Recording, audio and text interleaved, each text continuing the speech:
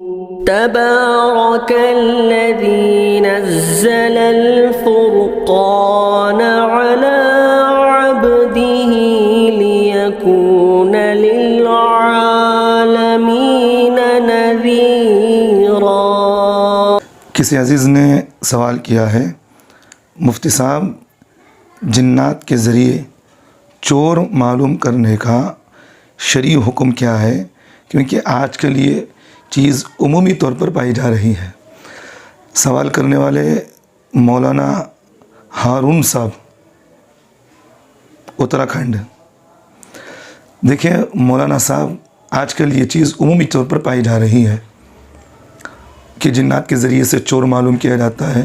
اس کے الگ الگ مختلف شکلیں ہیں، بعض لوگ غلط عملیات کے ذریعے سے، بعض لوگ الگ الگ طریقے سے مختلف شکلیں ہیں اس کے کہ جنات کے ذریعے سے چور معلوم کیا جاتا ہے۔ شریعت مطہرہ کے اندر جب ہم اس بات کو دیکھتے ہیں، کسی آدمی کو چور ثابت کرنے کے لیے دو باتیں ہمیں معلوم ہوتی ہیں۔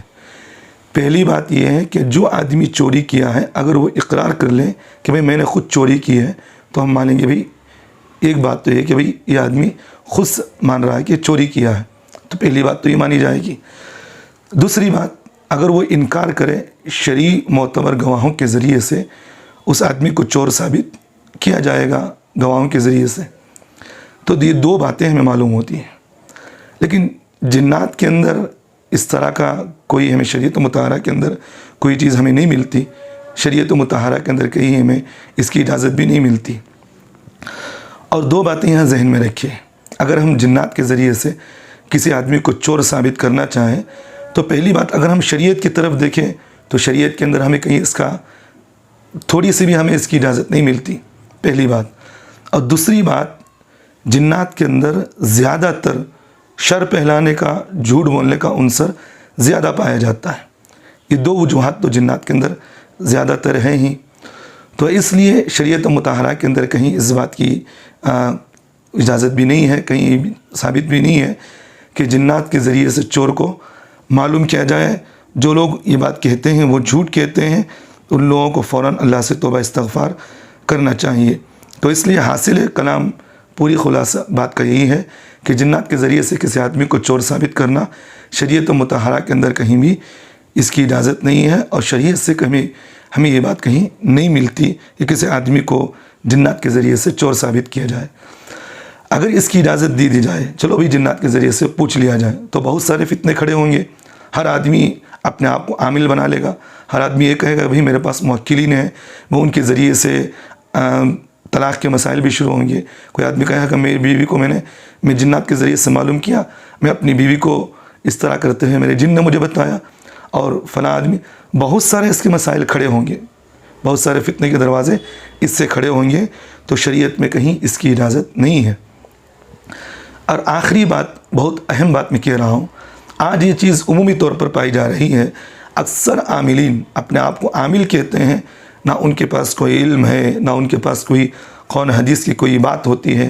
بعض عاملین کو میں نے دیکھا کہ 10 انگلیوں میں، 5 انگلیوں میں 10 انگوٹھیاں ہوتے ہیں۔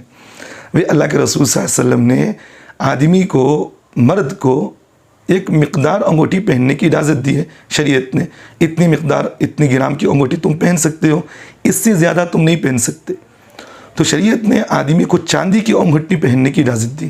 اب ایک ہاتھ میں 10 انگوٹھیاں، 20 انگوٹھیاں، 4 انگوٹھیاں، 5 انگوٹھیاں، اور اتنی زیادہ انگوٹھیاں پہننا بھی شریعت مطہرہ کے اندر جائز نہیں، کیونکہ آدمی کے نیک ہونے کی صفات اس کے ظاہر سے معلوم ہو جاتی ہے۔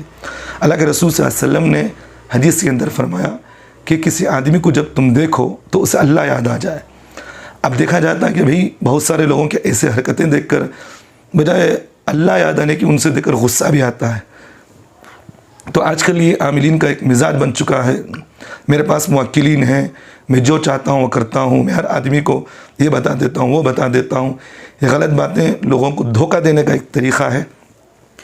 لیکن میں ان سے ایک بات یہ بھی کہتا ہوں، اگر تم کہتے ہو کہ تمہارے پاس موکلین ہیں، تم جو چاہتے ہو وہ کرتے ہو، تمہارے ذریعے سے ہر آدمی کی تکلیفیں دور کر سکتے ہو، تمہارے پاس موکلین ہیں، کیونکہ جن انسان کو نظر نہیں آتا، اگر وہ چاہے تو نظر آ سکتا ہے، لیکن اگر وہ نہ چاہے تو پھر انسان کو نظر نہیں آتا۔ آج کل کی دنیا کے حالات آپ جانتے ہیں، فلسطین کے حالات ہیں، پوری دنیا کے حالات آپ جانتے ہیں، خصوصاً ہمارے ہندوستان کے اندر آج کل جو مسلمانوں پر حالات ہیں، ہر آدمی جانتا ہے، اس بات سے واقف ہے۔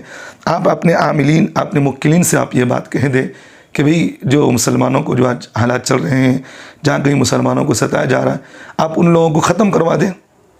آپ ایسا کر سکتے ہیں؟ نہیں کر سکتے۔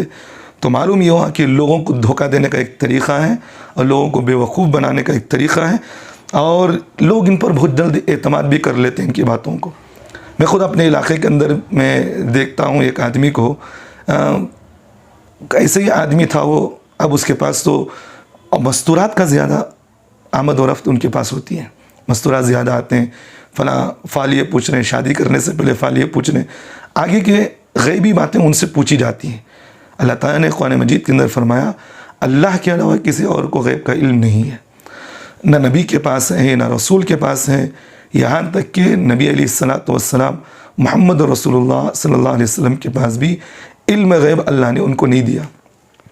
آج عاملین جو ہے لوگوں کو دھوکہ دینے کے لیے اس طرح کے اپنے بازار گرم کر چکے ہیں اور لوگوں کو دھوکہ دیتے ہیں، فلاں آدمی چور ہے، میرے موکل نے مجھے بتایا، فلاں آدمی کے پاس یہ ہے یہ ہے یہ ہے، غلط باتیں۔ اگر کوئی آدمی کوئی بتا دے کہ بھئی میں نے ایک آدمی کو دیکھا، کسی نے کہا کہ حضرت فلاں آدمی مجھے جو بھی بتاتا ہے وہ سچ ہوتا ہے، بھئی ہوتا بھی ہوگا، بعض مرتبہ آدمی کی عقل کی تیریں لگ جاتی ہیں، تو یہ بات یہ ضروری نہیں کہ ہر بات اس کی صحیح ثابت ہو۔ اگر ہر بات اس کی صحیح ثابت ہو جائے تو اب اس سے یہ پوچھے کہ بھئی آئندہ آنے والے حالات کیا ہیں ہمیں بتائیے۔ تو یہ بات تو غلط بات ہے، لوگوں کو دھوکہ نہیں دینا چاہیے۔ جو لوگ یہ کہتے ہیں کہ بھئی موکلین کے ذریعے سے لوگوں کو ہم چور ثابت کر سکتے ہیں، یہ جھوٹے ہیں اور ان کی بات کو نہیں مانی جائے گی۔ اللہ تعالیٰ سے دعا کرے اللہ ان تمام کو، ان لوگوں کو خصوصاً ہدایت نصیب فرمائے۔ امت کو دھوکے بازی دینا، امت کو جھوٹ بولنا، امت کو سارے لوگوں کو اس طرح کے جھوٹے باتیں بتا کر لوگوں کو دھوکہ دینے سے اللہ ان سے ساری امت کی حفاظت فرمائے، اور لوگوں کو بھی اللہ، جو لوگ اس طرح کے ان لوگوں پر عقائد رکھتے ہیں، ان پر جو امیدیں باندھے ہیں، اللہ ان تمام کو بھی ہدایت نصیب فرمائے۔